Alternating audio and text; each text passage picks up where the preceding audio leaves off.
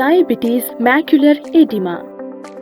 Video में diabetes से जुड़ी दृष्टि की हानि के कारणों और इस स्थिति को संभालने के तरीके के बारे में बताया गया है।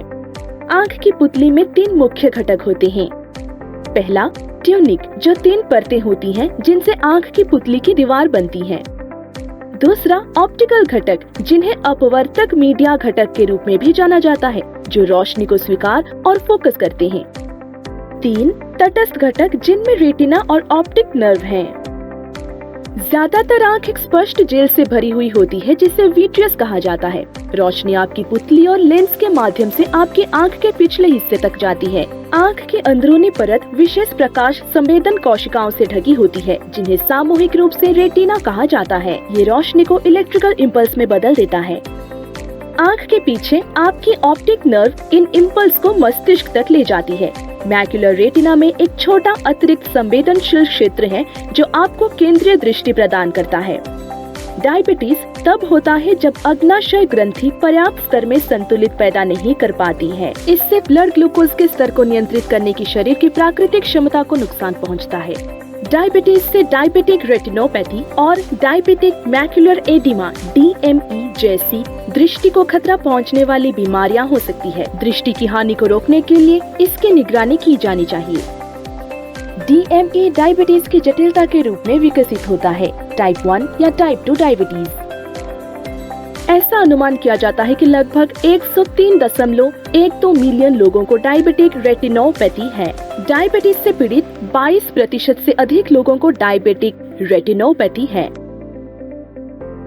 मैक्युलर एडिमा वेसल वॉल के कमजोर होने और बढ़ते वैस्कुलर परमिएबिलिटी के कारण होता है। रेटिनल रक्त वाहिकाओं के कमजोर या अवरोध होने से vascular endothelial growth factor VEGF असामान्य रूप से ज्यादा निकलता है, जिससे वेसल वॉल कमजोर हो जाती है और रक्त वाहिकाएं रिसने लगती है। इसके परिणाम स्वरूप प्रोटीन और तरल पदार्थ मैक्युलर पर या उसके नीचे जमा हो जाता है, जिससे मैक्युलर सूज जाता है और गाढ़ा हो जाता है। इस स्थिति को मैक्युलर एडिमा कहा जाता है। मैक्युलर के सूजने से दृष्टि धुंधली हो जाती है। रंग भी फीके या धुले हुए दिख सकते हैं और देखते वक्त धब्बे नजर आ सकते हैं। डायबिटीज से पीड़ित किसी भी व्यक्ति हर साल आँखों की जांच करवानी चाहिए या फिर जैसा डॉक्टर कहें। डायबिटीज से पीड़ित कई व्यक्ति अपनी आँखों की जांच या निदान नहीं करवाते हैं। यदि समय पर उपचार नहीं मिलता है तो DME गंभीर और यहाँ तक कि स्थायी दृष्टि हानि का कारण बन सकता है। अगर आपके डॉक्टर को लगता है कि आपको DME है, आप फ्लोरेसेंट एंजियोग्राफी या FFA करवा सकते हैं। आपके रेटिना में रक्त वाहिकाओं को देखने के लिए आपके डॉक्टर आपकी आंखों की नस में एक विशेष डाइट इंजेक्ट करते हैं, जो जल्दी से आपकी आंखों में जाता है, जहां ये रक्त वाहिकाओं को डिजिटल तस्वीरों में दिखाता है। Optical coherence tomography OCT DME के परीक्षण में सर्वोत्तम तरीकों में से एक है। ये एक अल्ट्रासाउंड की तरह है, लेकिन ये आपकी आंख के अंदर के ऊतकों की बहुत बारीक विस्तृत छवियां बनाने के लिए लाइट वेव्स का प्रयोग करता है। OCT आपके रेटिना में विभिन्न परतों की मोटाई दिखा सकता है और उन समस्याओं का पता लगा सकता है जो अन्य परीक्षण नहीं कर सकते। डायबिटीज की अवधि के साथ साथ ब्लड ग्लूकोज, रक्तचाप और रक्त लिपिड में असामान्य स्तर के साथ DME बढ़ने का जोखिम बढ़ जाता है। अन्य डायबिटीज जटिलताएं गुर्दे की बीमारी, हृदय रोग, धूम्रपान, मोटापा और गर्भावस्था भी DME के लिए आपके जोखिम को बढ़ा सकती है। अपने पास मौजूद किसी भी परिवर्तनीय जोखिम कारकों को नियंत्रित करके आप अपने जोखिम को कम कर सकते हैं। अपनी डायबिटीज को संभालना और निश्चित ही जितनी अवधि आपका डॉक्टर तय करे उसमें अपनी आँखों की विस्तृत जांच करवाना। DME उपचार के विकल्प हैं: 1.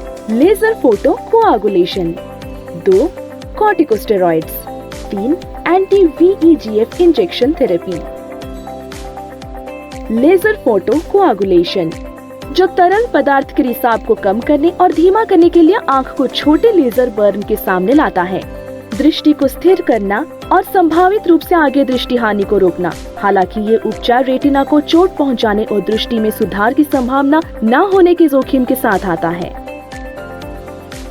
कॉर्टिकोस्टेरॉइड, जो इंट्राविट्रियल इंजेक्शन या निरंतर रिलीज इम्प्लांट्स के माध्यम से प्राप्त होते हैं, इसके मैकेनिज्म में हस्तक्षेप करके दृष्टि में सुधार ला सकते हैं। इसके रक्त वाहिकाओं में सूजन और नुकसान होता है। हालांकि उनके लाभ अल्पकालिक होने चाहिए और आंखों की अन्य जटिलताएं जैसे कैटरैक्ट या एलिवेटेड इंट्राऑक्यूलर प्रेशर के जोखिम के साथ आते हैं, जो ग्लूकोमा के लिए एक प्रमुख जोखिम कारक है। DME रोगियों में दृष्टि हानि के उपचार में एक प्रमुख विकास एंटी-VEGF दवाओं की शुरुआत है। रेटिना में protein vascular endothelial growth factor VEGF की असामान्य रूप से हाई रिलीज, जिससे वेसल वॉल कमजोर हो जाती है और रक्त वाहिकाएं रिसने लगती हैं, जिसके कारण मैकुलर सूज जाता है और गाढ़ा हो जाता है। एंटी-VEGF दवाओं को VEGF को लक्षित और अवरुद्ध करने के लिए डिजाइन किया गया है। VEGF के असामान्य स्तर को कम करने से रक्त वाहिकाओं पर हानिकारक प्रभाव कम होते हैं। ये द्रव के रिसाव को कम करता है, एडिमा को कम करता है और दृष्टि को स्थिर कर सकता है और यहाँ तक कि सुधार भी सकता है। एंटी-VEGF उपचार सीधे आंख में इंजेक्शन के रूप में दिया जाता है। एंटी-VEGF उपचार के 3 प्रमुख प्रतिक्रियाएं हैं। 1. कम वैस्कुलर प्रवेशता, ताकि वेसल वॉल उतनी भेदनीय न हो और द्रव का रिसाव कम से कम हो या पूरी तरह से बंद हो जाए। 2. एडिमा में कमी और मैकुला और रेटिना का गाढ़ा होना कम होना। 3. परिणाम स्वरूप विजुअल एक्यूटी में सुधार। DME रोगियों के लिए इसके सकारात्मक परिणामों और आंखों की अन्य जटिलताओं के लिए कम जोखिम के कारण एंटी-VEGF थेरेपी DME के लिए पसंदीदा उपचार बन गया है।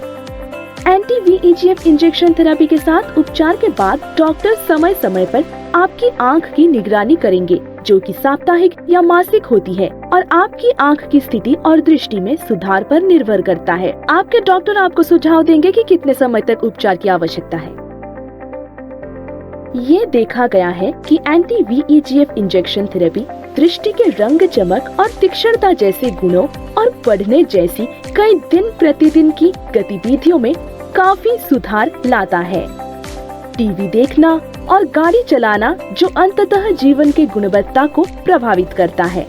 डायबिटिक मैकुलर एडिमा को रोकने के लिए स्वस्थ जीवन शैली और आहार परिवर्तन करना जरूरी है। आपकी ब्लड शुगर को नियंत्रित करने के लिए नियमित व्यायाम करना और स्वस्थ वजन बजाय रखना। यदि आप धूम्रपान करते हैं तो धूम्रपान छोड़ना, अपने रक्तचाप और कोलेस्ट्रॉल के स्तर को नियंत्रित करना।